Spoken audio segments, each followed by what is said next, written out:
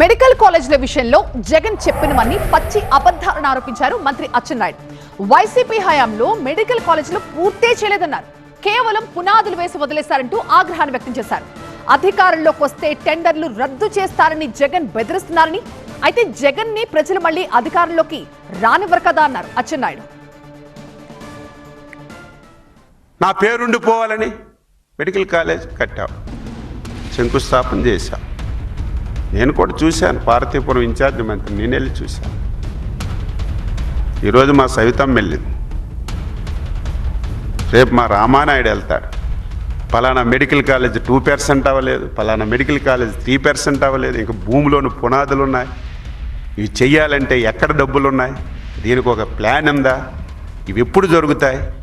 ఇదేంటి నీ రాజ్యాంగం అనుకుంటున్నావా?